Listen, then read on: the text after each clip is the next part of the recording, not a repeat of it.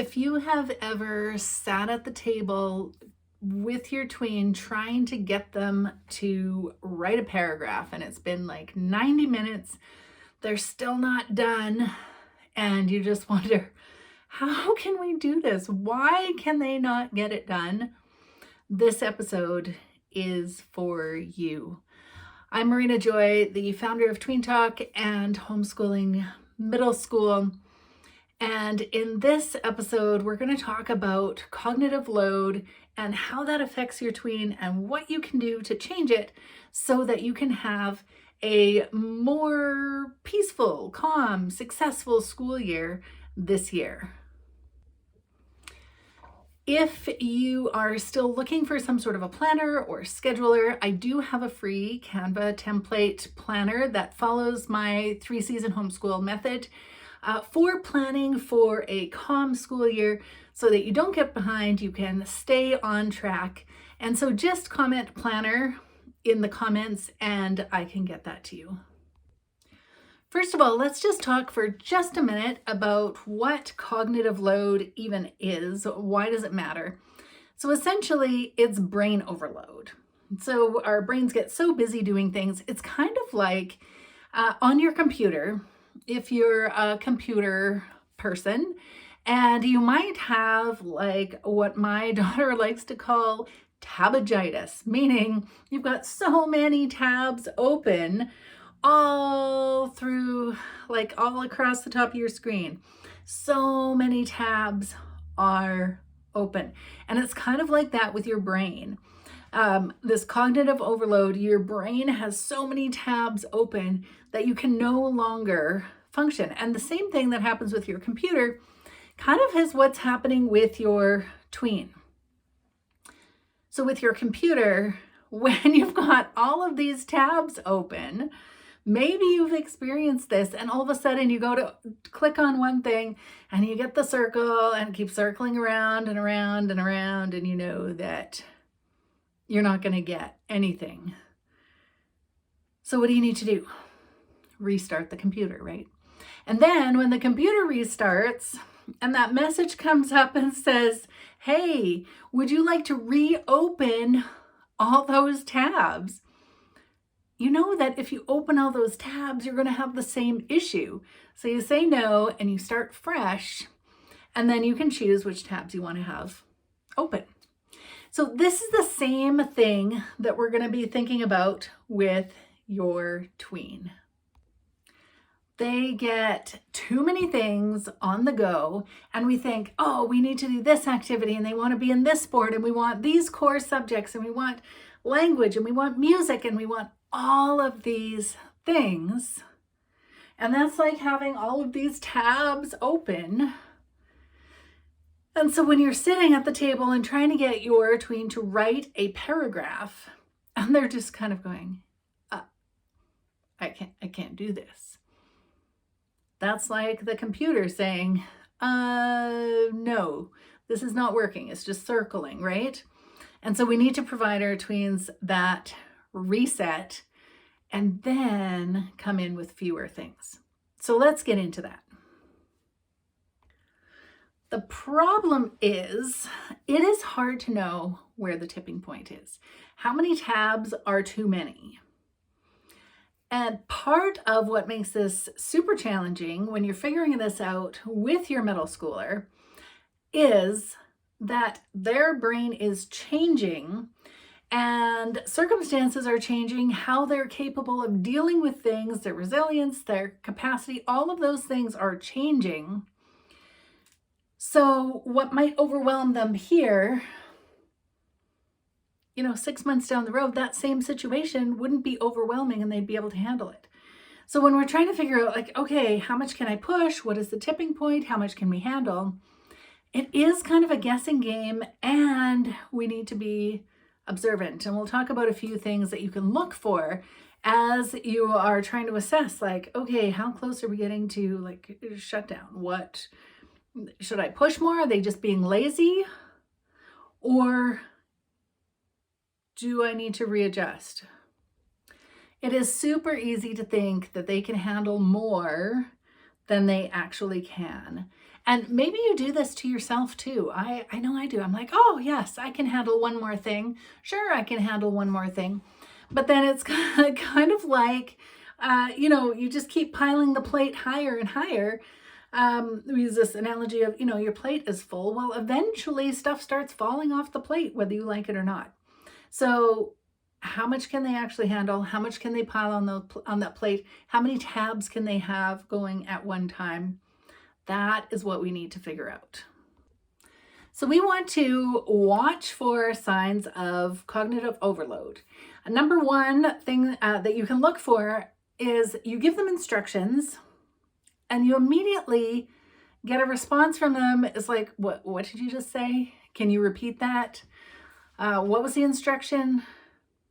Okay, they were not able to even process what you told them. Number two, they might be hopping from one activity to the other without being able to settle down and actually do the work. This is a sign we've got too many things on the go. And number three, if they are giving up before they have even tried, it could be they're too overwhelmed and they don't even have the capacity to put some effort towards something before they make a decision about whether they can do it or not. So they just default to, I can't do this. So let's talk about a couple of solutions. How can we solve this problem? Well, first of all, of course, I'm going to talk about the 3-season homeschool method. This is what ended up being a real game changer for our family. And over the years, I tweaked it and developed it further and refined it until my girls said to me, Mom, I wish we would have known this sooner. This is the best system, which is why I would love to share that with you. And in the coming days, we'll talk more about that 3-season homeschool system. But what we want to do is study fewer subjects at one time. So remember, instead of having all of these tabs open, which is going to be overwhelming, let's reduce the number of tabs. This doesn't mean you are copping out, that you are lazy, that your kid is lazy.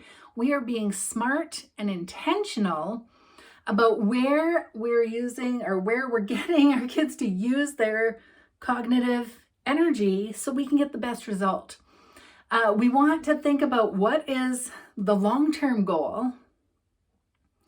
Like, what kind of work might they do in the future? Do they need to go to college for that? Do they need to go to trade school? Where do they need to be? And then in middle school, we're building the foundation to provide opportunities for them to carry on with that. So as we're thinking about that, then we need to think about, okay, we need to cull some things. We need to close some of those tabs, hit the little X, let's get rid of it, and reduce that cognitive load. We're going to clearly define the work for each week so that there's no wondering and that nagging feeling in the back of their head going, oh, well, am I done? Do I need to do more? How much do I need to do? When will I be done?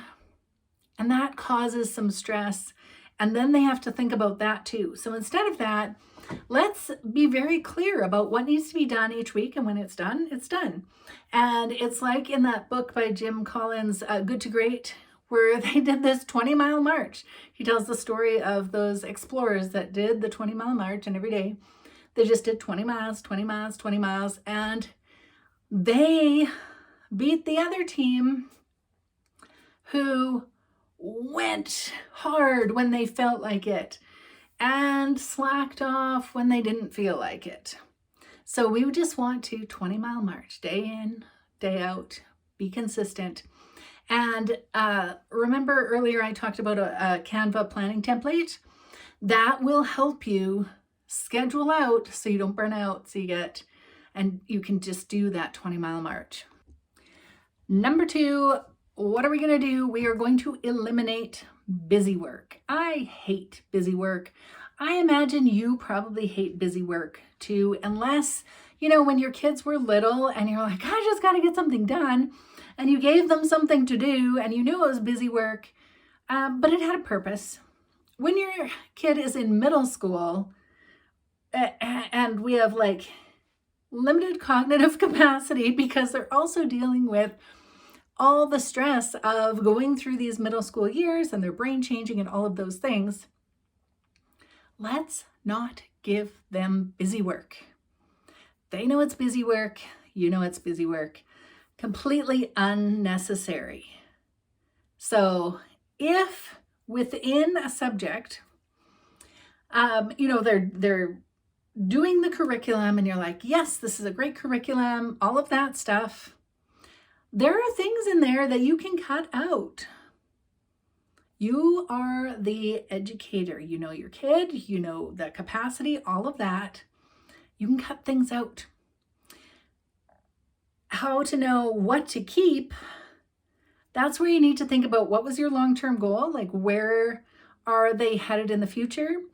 What do they need to do for high school in order for them to move forward with post-secondary, if that's what they're doing, and a career down the road. Now, I know you don't know exactly, so just like a general direction.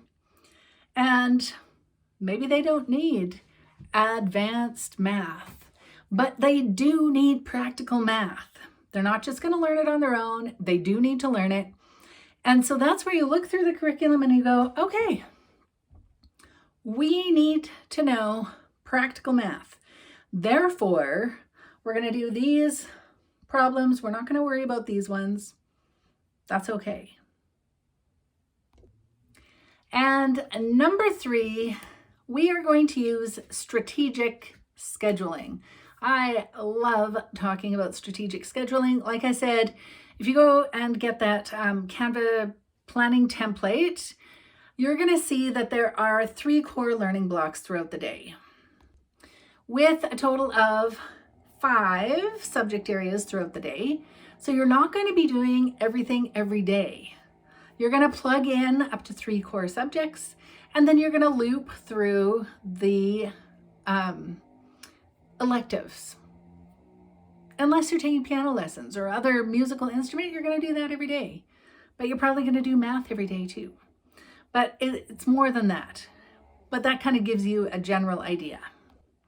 The overarching principle is we are not overstuffing our day. We don't want our kids to have an overstuffed day. We don't want to have an overstuffed day because we want to be able to 20-mile march and wake up the next day going, yes, we can handle this. Even on a bad day, we can handle this. So a little recap when we're talking about managing the cognitive load. Your middle schooler's brain is developing. That can be exhausting. So we want to accommodate that. And we have schedules that accommodate that an appropriate cognitive load for your middle schooler so you can move forward and not feel behind all year, not feel like you're chasing constantly like, oh, now we have to catch up. And when you're feeling like you're behind, the only time when you feel like you should, or when you should feel like you're behind is if you have a plan with your tween for what is their ultimate goal, and then working backward from that, then you know, okay, we need to be at this point by this day in order for us to move forward. But you're not comparing yourself to the kid next door who's doing a completely different middle school program, or somebody you see online whose kids are doing a cajillion things. You only need to focus on what is happening in your household with your kid, in your family, in your circumstances. That's it. And when you do this, it allows you to be present for your kid because you're not chasing a whole bunch of things. It allows your kid to be present in what they're doing. You're more likely to be able to teach them how to do deep work because they have the time. They don't have a million tabs open. They can have one tab open and focus on that one thing, close that tab, open the next one. It also allows you to scaffold their independence. So when they're not overwhelmed, then you can start teaching them how to be independent in their work, because it's not adding one more thing, that straw that breaks the camel's back, and they just go, okay, I just cannot handle anything else. I can't be independent in this because I don't have capacity. So if you reduce the number of things, keep it to the essentials, and then scaffold their independence, and you will watch them thrive. Thank you for joining me for this episode of Tween Talk, Homeschooling Middle Schoolers. And if you want a copy of that Canva template, planning template for middle school, go ahead and comment planner below, and I will get that to you. So until next time.